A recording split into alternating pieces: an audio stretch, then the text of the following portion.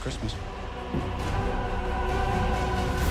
Take him to church. Hey everybody, welcome back to the Tribe of Nerds, Road to Avengers Doomsday, our MCU rewatch. Josh, Coach Drew, and I are back. We're kicking off Phase 2 of the MCU with Iron Man 3, a movie that was once very controversial, now maybe has aged a bit better with all the stuff that has come out, but I'm excited to talk about it with you guys.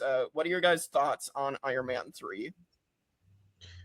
I remember when it first came out, I had a couple friends, because I didn't see it in theaters. I waited actually a few years. And when it came out, they're like, you're probably going to love it. There are a couple of really good Tony Stark quips that you're going to enjoy. We think you're going to enjoy his whole PTSD thing.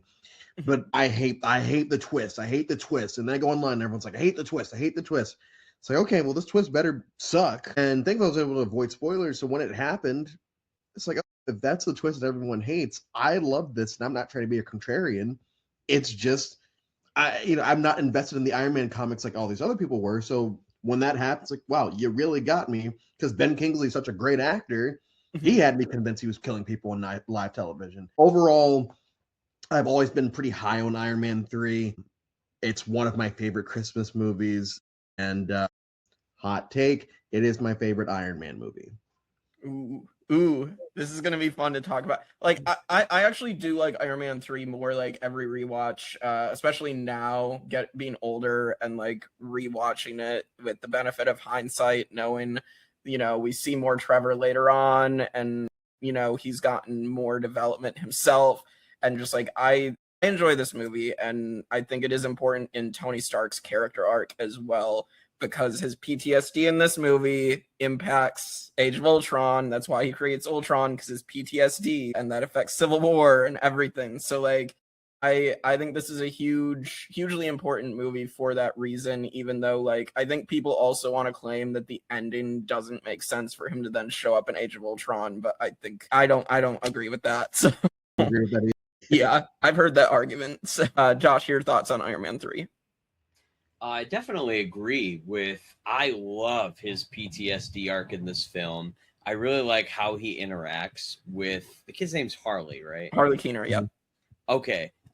For some reason, just then I'm like, I watched this movie. His name's Harley, right? Yeah. But I love how he interacts with the kid and like that fun banter they have back and forth. It's a really fun movie, especially the final fight. All of like the little suit mess ups, and like every time he's trying to call a suit and it's just not working. Especially that last one where he just holds his arm out and then it just crashes. He's like, yeah, whatever. He's like, yeah, he's like, I'm just done. I'm not doing this. But yeah, it's a lot of fun. I didn't mind the twist. Like as a kid, I was watching it and I'm like, fire people, like wow, yeah. And it was cool. And then the Iron Patriot showed up, and I'm like, even cooler. And then like people are trying to kill the vice president in this movie. I'm like, that's crazy. And then Iron Patriot's like, I'm like, that's crazy. Like it's just cool to watch people go absolutely insane in this film. And it's like fire people versus suits. I'm like, this is just so much fun. So I always had a blast with it.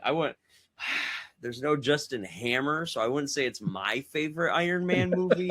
But I would say that it's a good one. I have never looked at this film like, oh man, here we go.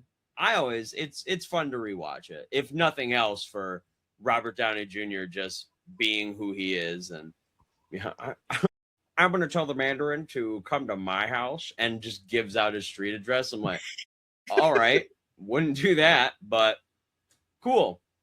But I also 100% agree that Ben Kingsley is such a good actor. We're like, there's no way that this guy isn't. And then you're like, oh shit, he is. Okay, yep, he's not the Mandarin, I guess. Like, you'll never see me coming. He's so good. Every time he's like, America, I'm like, what's he gonna say next? Like, what's this guy like? He's so good. Oh my gosh, it was so good. Fortune cookies. Fortune cookies.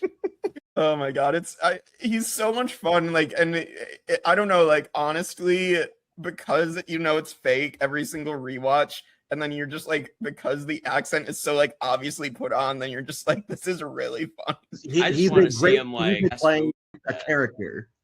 Yeah, absolutely. He's really good at playing an actor who's playing a character. It's really funny. Ben Kingsley. I just want to see him go to an Indian restaurant and be like, "I'll take the butter chicken."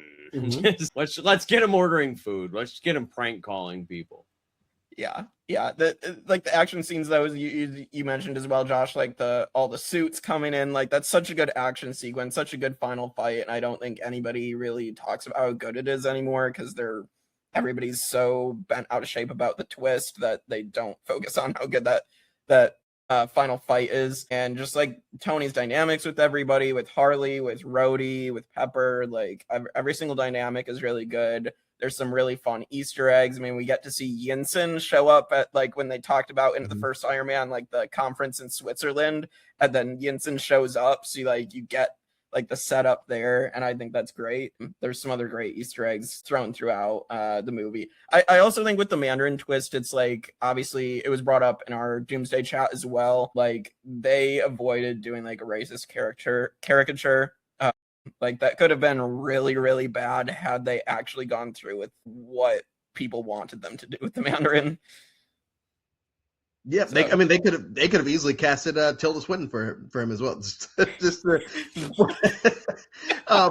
And that's what I love Tilda Swinton and Doctor Strange. So like, but I just feel like this was the best way to go without pissing off a larger majority. Like I feel like the people that got annoyed by this twist were probably always going to be upset with it, and that's fine. Like they to this day, oh, Iron Man 3, I can't believe they did that. It's like, okay, you just don't like happiness, because if you don't laugh at the Trevor thing, come on.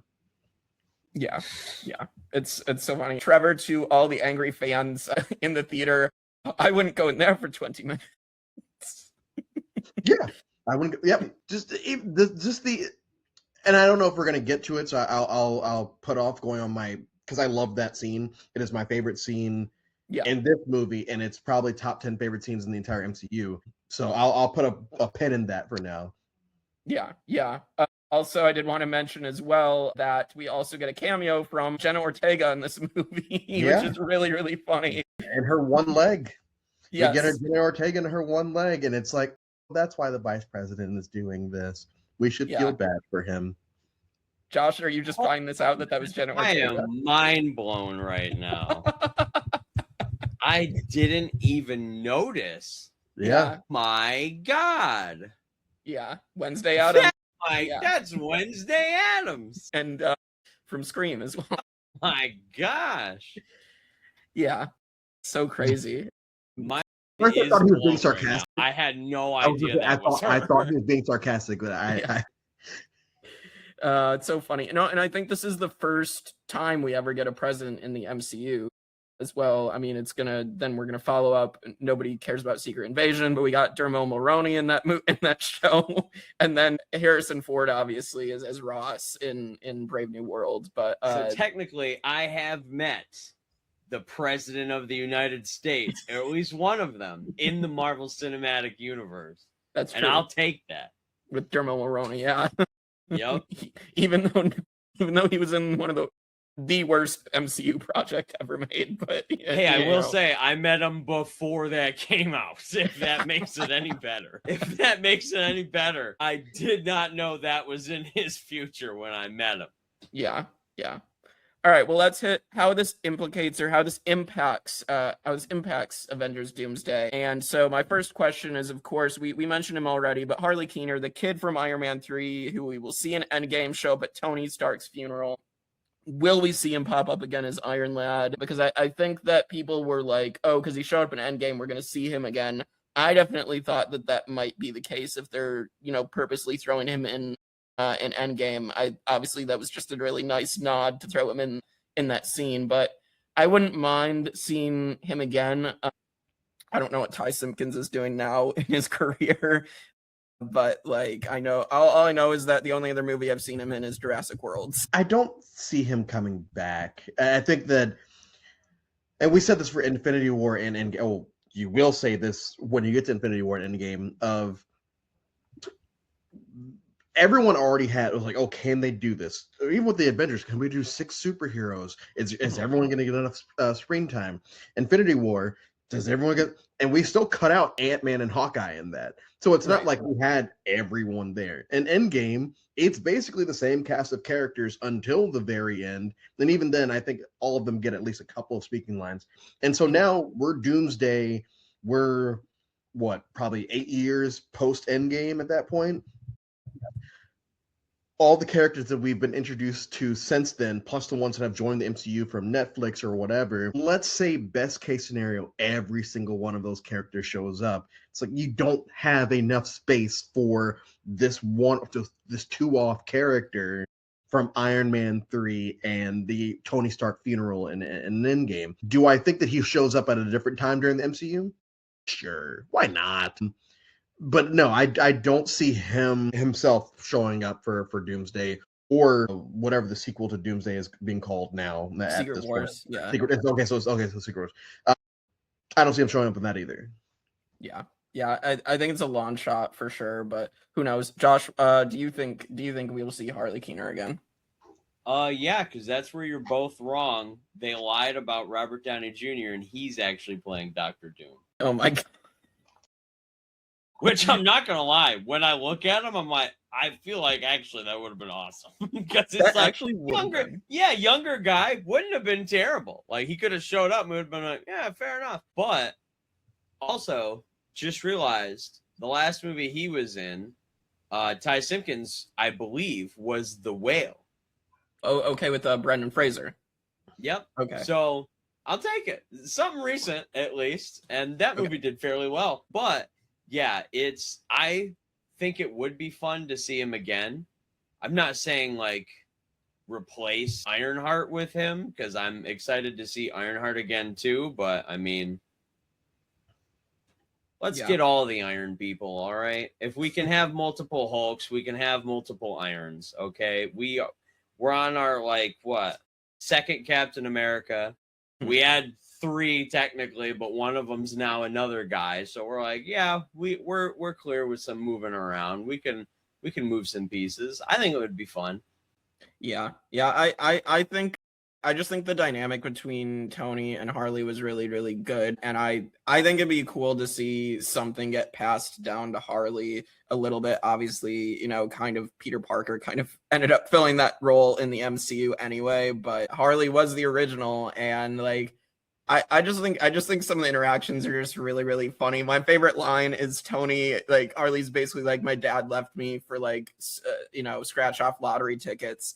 And Tony's just like, that dads all leave, I have to be a pussy about it. Don't need to be a pussy about it. That line and I Loved You in A Christmas Story Yes are my 2 favorite lines from Tony Stark. It's so good. Both are really, really good. My other favorite line is probably Rhodey and Tony fighting over shooting the bulb, and Tony's like, you can't shoot a bulb from that distance, and Rhodey just fires and shoots it. He's just like, see, it's a lot of fun. It doesn't have to start the universe like Iron Man 1 does. It doesn't have to be a sequel to Iron Man 1. And this is following up just what I feel like people consider Phase 1, well, the ending of Phase 1, Avengers specifically, as a good point. And I know people look at Phase 2 as the weakest of the 3, but I think this is a good start for Phase 2 moving forward, because you are going to get Winter Soldier and Age of Ultron and Ant-Man. You're going to get a lot of things that are,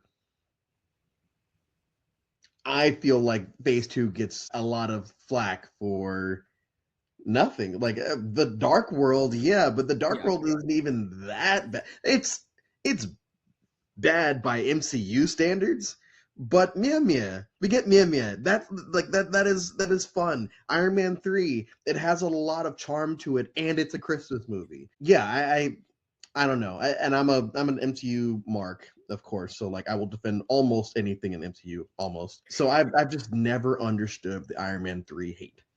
Yeah, I agree. Josh, I'm sure we'll get into Thor: The Dark World hate next week or next episode. Sorry, but we'll get to that later. my other question is, of course, going to be, will we see Trevor Slattery, the fake Mandarin, again? Obviously, last we saw him, he showed up in Shang-Chi, has a really fun part there. I'm sure we'll talk about it when we get to Shang-Chi much later. And then Wonder Man, we obviously saw him and Simon Williams be like partnered together in that show, and then Trevor gets himself thrown in prison again, and then Wonder Man gets him out of prison and flies off with him to who knows where. Will we see Trevor show up with Wonder Man in Doomsday?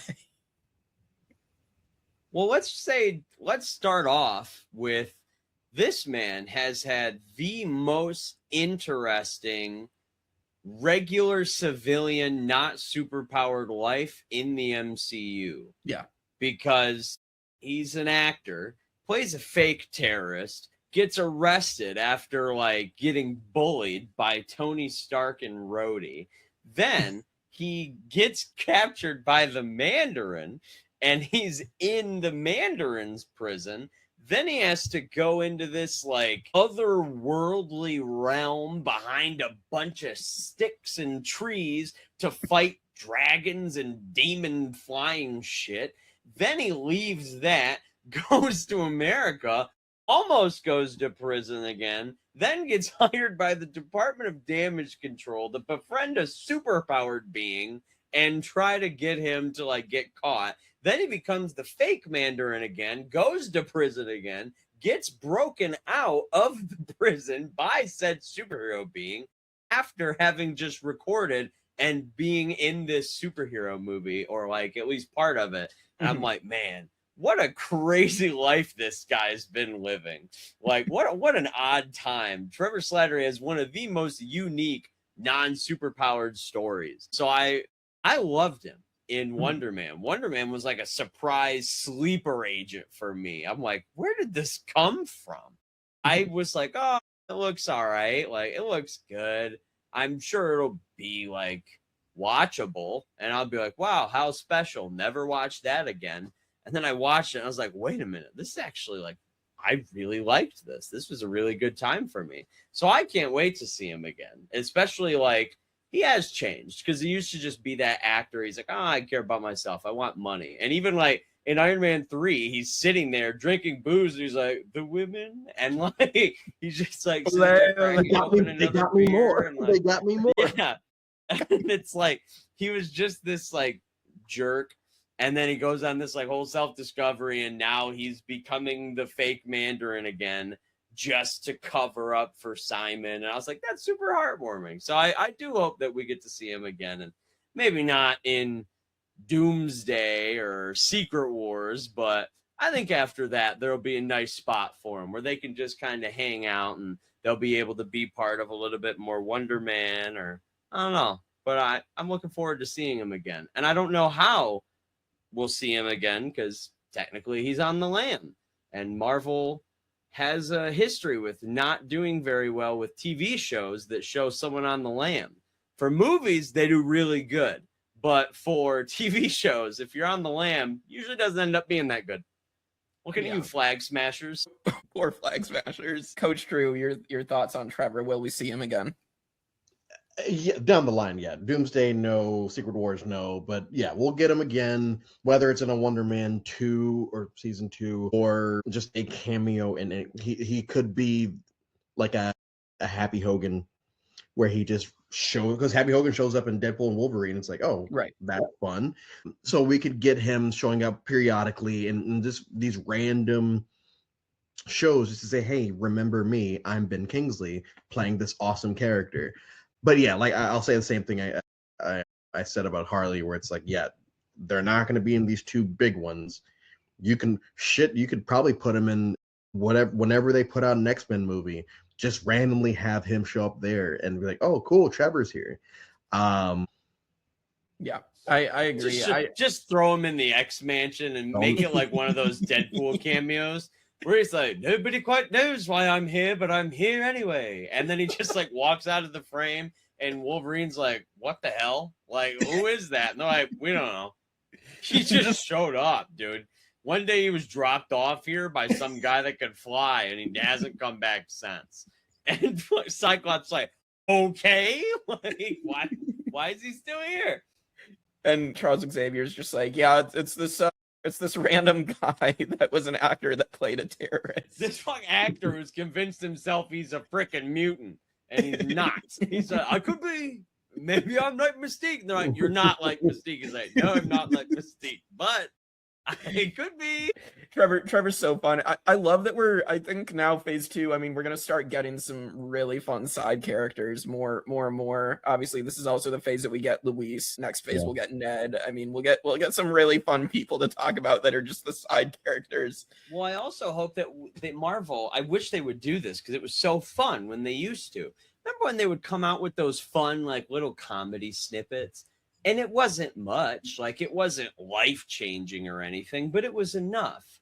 Like even after, what was it? I think it was legitimately after Iron Man 3, they released those minis where it showed when they kidnapped Trevor and he's like, the real Mandarin wants to meet with you. Yes. And it's like, oh, that was cool. And then, like, you know, it took a little bit to get there. But once we found out, like, oh, the real Mandarin did get to Trevor, like, that's awesome. They made sure they still kept that in. I wish they would do fun stuff like that. Like, even, what was it? Civil War. They had Chris Hemsworth, like, nobody asked me to be on their side.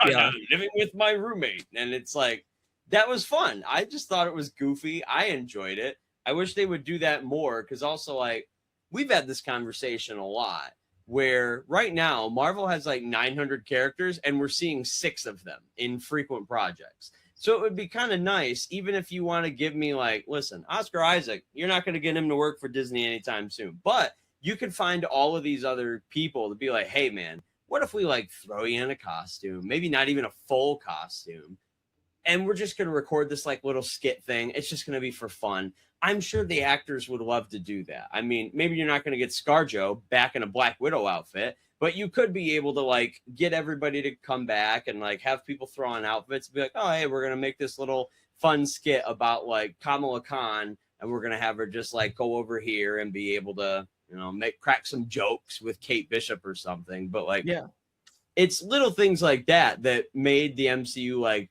fun and unique, because it's like, oh, this isn't a whole movie, but it's like a little 10-minute little like spoof.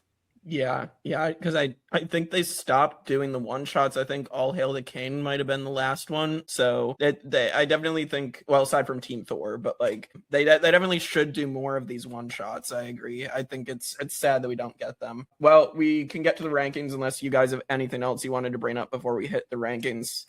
No, like I said, just the Trevor reveal scene is something that I've kind of memorized in my head. I could probably sit here. I'm not going to sit here and go beat for beat, word for word in that entire scene, starting with I don't know how to describe it without saying the line, but the fortune cookie. Starting with the fortune cookie and going forward. I told him nothing, probably where I kind of lose it, but yeah, it's so good. Yeah, agreed completely. Well, let's hit the rankings. As we can see, this is phase 1. The top 6 right now. Iron Man 3 is obviously going to be in here for the moment. Personally, I would have it as number 4. That's where I'll put the flag for now. I'm sure there could be an argument to maybe put it higher, but I think number 4 is pretty solid. I think it's better than Hulk, Iron Man 2, and Thor personally. But what do you guys think? I mean, for me, it's on this list, it would be 2, but I feel like to meet you there, I put it at 4. I would put it at 4. Yeah. All right, Josh. 4 works for me. All right. Yeah. No. Yeah. I think 4 works. Yeah. Because don't get me wrong, listen, you know it's going to be a good Iron Man movie when Elon Musk isn't in it. But that's like, I do listen. So yeah, I think that really, as long as it was above Iron Man 2, I was going to be in for a good time. Yeah. I mean, they fixed the problems that Iron Man 2 had in this movie. Like, it wasn't something that was a mess. like how Iron Man 2 was just this mess that was building up to the Avengers. Like this just got to follow up after the Avengers. Also, one thing I wanted to bring up for a fun fact that I found out in Phase 2, Kevin Feige loved The Empire Strikes Back. So in all 6 Phase 2 movies, he has someone get their hand cut off, like Luke did from Darth Vader. So in this movie, Aldrich Killian gets his hand cut off by Iron Man. Obviously regenerates, but it's something fun to keep track of as we watch Phase 2 now for who gets their hand cut off. Damn it, I love this man. Wait. God, I love him so much. Okay, yeah, I'm gonna have to I might just do an MCU rewatch again because Never realized that. Failing to remember any of those from all. Brooke, you're blowing my mind today, man. Yeah, Age of Ultron is probably the most obvious one. Yeah. Is Ant-Man in Phase 2? Yeah, Ant-Man's Phase 2. I'll definitely cover them as we get to each of the Phase 2 movies. Yeah. So it's a fun fact to bring up. Yeah, Kevin Feige's. I mean, say what you will about him now after what we've gotten in recent years, but just like the Infinity Saga just had so much creativity and detail to it. So Listen, I gotta tell you, yeah. If you're out there talking shit about Kevin Feige, I have a very particular set of skills that make me a nightmare to monsters like you. All right. And I will find you and I will kill you. You don't dare talk bad about Kevin Feige on my planet Earth. No. Yeah. You see this behind me? That's Marvel. Kevin Feige helped popularize that MC. All right. He made X-Men, so you leave him alone.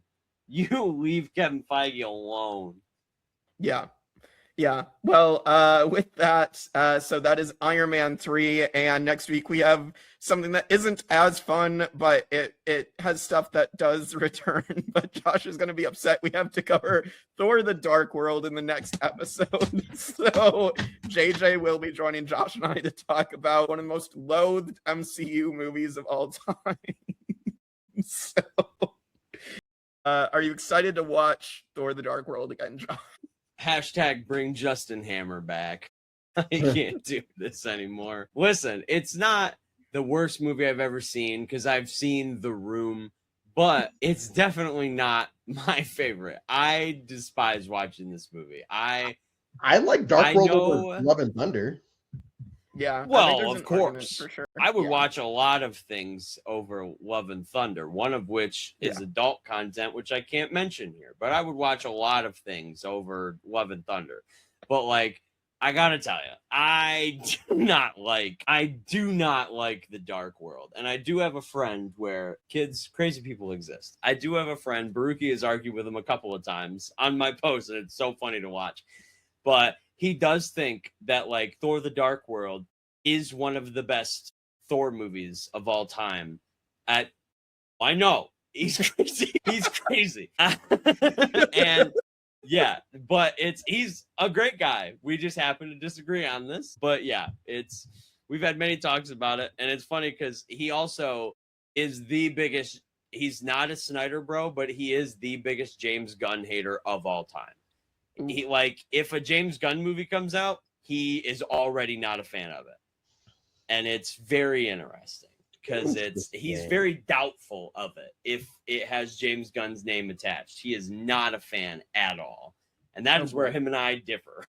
Yeah. Yeah. Well, we'll get to James Gunn in a week or so.